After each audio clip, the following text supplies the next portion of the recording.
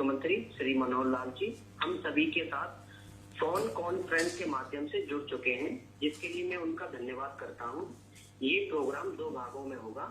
पहले भाग में माननीय मुख्यमंत्री जी अपनी बात रखेंगे, दूसरे भाग में आपसे भी सुझाव या आपके मन में कोई प्रश्न हो उसको भी सुनेंगे और उसका जवाब भी देंगे। धन्यवाद। मेरे प्यारे हरियाणा से जुड़े हुए मेरे क्रांतिकारी भाइयों बहनों, आप ये कहेंगे कि हमको क्रांतिकारी क्यों कहा है।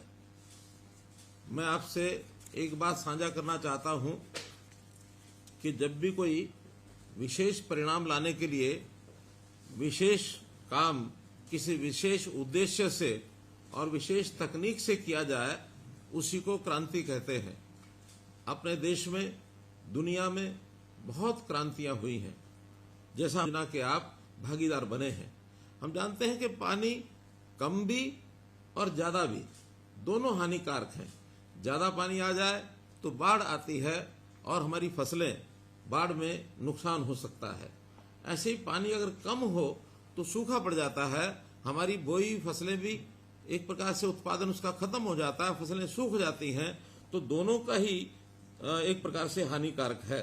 हम जानते हैं कि पानी जो है उसके बहुत स्रोत हैं। हमें नहरों से पानी मिलता है, वर्षा से पानी मिलता है, और साथ ही हम पृथ्वी के गर्भ से भी पानी निकालते हैं। अपने कुएं, अपने ट्यूबवेल ये लगा करके पानी निकालते हैं। हमारा एक समय था परंपरागत तरीके से हम अपने तालाबों से सिंचाई करते थे वर्षों पहले, और तालाब भी अपने आप नहीं बने थे। तालाब भी हम देखते हैं गांव के किनारे बहुत से उस समय के लोगों ने अपने अपने गांव में बड़े बड़े तालाब खोदे ताकि इस वर्षा के पानी को हम इकट्ठा कर सकें और उसका उपयोग कर सकें दैनंदिन जीवन में भी और सिंचाई में भी। अब इस प्रकार का एक समय अब आया है, हमको इन सब चीजों पर ध्यान करना होगा कि समय के हिसाब से चीजें अब बदल गई हैं, क्योंकि अब पानी का उपयोग ये ज्यादा चिंता का विषय है वो जमीन के अंदर का पानी। जमीन के अंदर के पानी को पूरा करने के लिए पहले हमारे तालाब थे, वो भी उपयोगी होते थे। जमीन में पानी को रिचार्ज करके नीचे सतह पर पहुंचाते थे। जमीन पोरस भी होती थी। जमीन के अंदर जैसे केचुए उस समय खेती में काम करते थे, वो जमीन को उसको जो पोरस कर देते थे और उसमें पानी जो है नीचे जमीन में चला जाता था।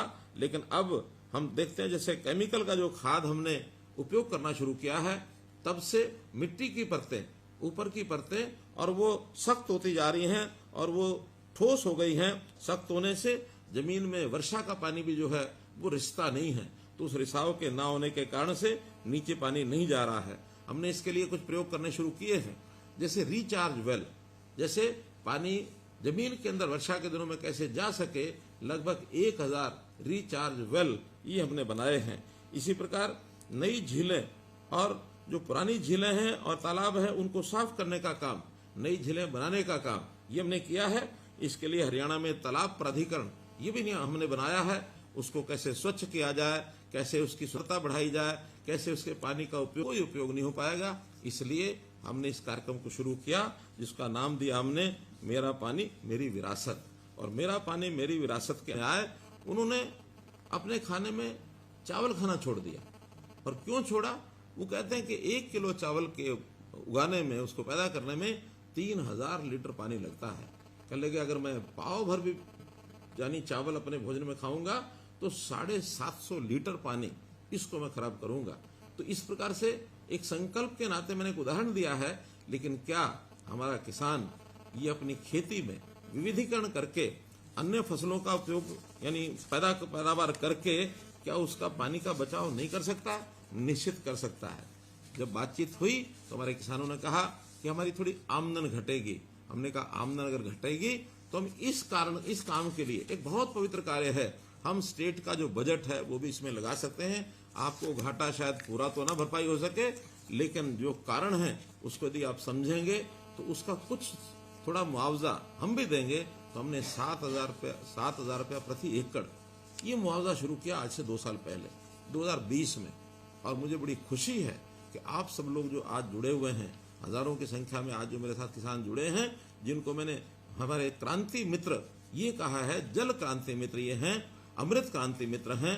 आप सब लोगों ने उसमें सहयोग किया और मेरी जानकारी के हिसाब से 1,74,464 एकड़ पिछले 3 साल में, और इतनी जमीन पर चावल छोड़ करके और दूसरी फसलों के ऊपर आपने जो काम किया है, चाहे उसमें मक्का है, कपास है, बाजरा है, खरीफ की दालें हैं, खरीफ तिलहन है, सब्जियां हैं, चारा है, पॉपुलर सफेदा, ये भी हमने जोड़ दिया है। तो ऐसे लगातार हम तीनों वर्ष में जो रिजल्ट निकाल पाए, 1,74,000 और 464 एकड़ भूमि पर हमने अपनी बिजाई दूसरी फसलों को बो करके एक बहुत अच्छा काम किया है। और मैं चाहूंगा कि आपने जिन्होंने काम किया, ये एक पवित्र कार्य, पुण्य कार्य किया, अपनी अगली पीढ़ी के लिए किया। और इसमें लाभार्थी आप नहीं हैं, लाभार्थी तो सारा प्रदेश है। यानी हम कहेंगे कि हम लाभार्थी 7,000 रुपए के हैं, 7,000 रुपया तो केवल एक थोड़ी मात्रा में आपको, जो आपको नुकसान होगा उसकी पूर्ति करने के लिए दिया। लाभ तो हमारी अगली पीढ़ी को हो रहा है, पूरे प्रदेश को हो रहा है। आप तो इसमें कर्म करने वाले कर्मार्थी बने हैं। कर्म करना ही हमारे लिए बहुत के लिए कराना है। और हमने तो यहाँ तक कहा कि अगर, क्योंकि हमारे किसान भाई जानते हैं कि 3, 4 साल, 5 साल के चक्र में एक साल फसल न बोई जाए तो फसल की उपजाऊ जो शक्ति है वो बढ़ती है।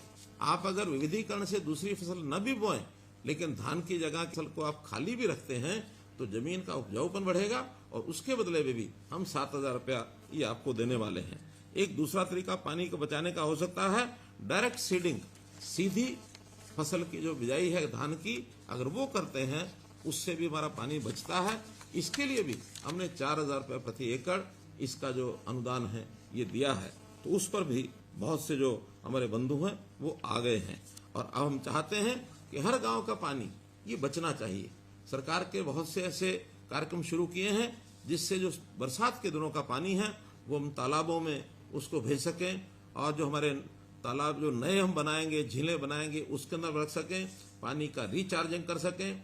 हमने मसानी डैम में ये प्रयोग किया है कि वहाँ पानी लगातार बरसात का जाता है और फुटों फुट पानी वहाँ खड़ा रहता है। तो उसका परिणाम ये निकला है कि वहाँ रेवाड़ी जिले के आसपास लगभग 10 फुट पानी इसका जो लेवल है ये ऊंचा आया है। तो ऐसा काम हम अपने खेतों में रिचार्जिंग वेल लगा करके कर सकते हैं, या वहाँ पर हम माइक्रो इरिगेशन के लिए अपने कुछ, जिसको कहना चाहिए पानी संग्रह करने के लिए छोटे रिजर्वायर बनवा सकते हैं। उसके लिए सरकार सब्सिडी देती है। हम माइक्रो इरिगेशन का अगर प्रयोग करते हैं तो सरकार उसके लिए भी 85% ये सब्सिडी देती है। तो पैसे का उपयोग करके भी हम पानी को बचा सकें, ये बहुत ही एक आवश्यक कार्य है। गांव-गांव में हमारे जल प्राधिकरण, जो हमारा जल संसाधन प्राधिकरण है हरियाणा का, उन्होंने तो योजना बनाई है कि पहले ब्लॉक के हिसाब से हम डार्क जोन का मूल्यांकन करते थे, सेंट्रल वाटर कमीशन ये करके देता था। अब तो हम स्वयं हर गांव का ये मूल्यांकन करेंगे कि उस गांव का पानी 1 साल पहले कितना था और अब 1 साल के बाद ऊपर आया तो कितना आया। हर गांव